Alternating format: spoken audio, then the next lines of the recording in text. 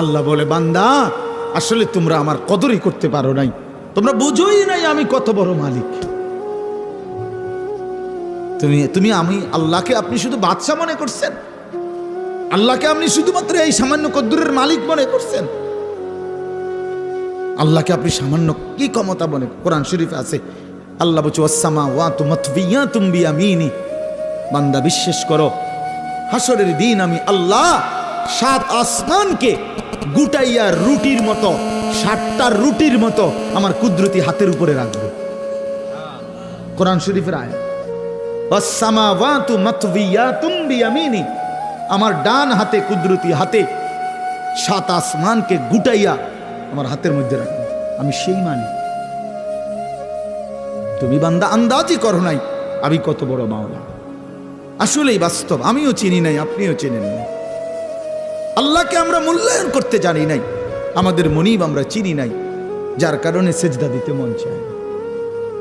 5টা টাকা, মনে করেন 10টা টাকা একটা বন আর 1 কাপ চা খাওয়াইছে, এই 10 টাকার কৃতজ্ঞতা এই লোকটা মনে রাখে। তারে 1 সপ্তাহ পরে যদি আবার ডাক দেয়, হেতে আইয়ে কি যাও কই যাও, থাক ভাই কি করবো, একটা মুখ সরম চোখ সরম মতো আছে।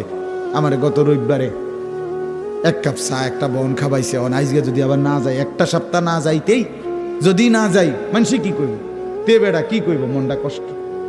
10 টাকার জন্য এই কৃতজ্ঞতা দেখাইলা, আর এত বড় কায়নাত, এই যুবক তোমরা যারা বসছো বেটা, এত বড় সৃষ্টি, তোমার সারাটা দেহ যিনি 24 ঘন্টা পালতেছে, নাফরমান তারে কেন সেজদা দাও না?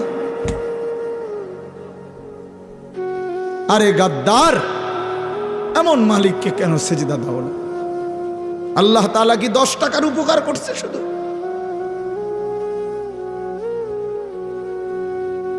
কি আশ্চর্য মুসলমান!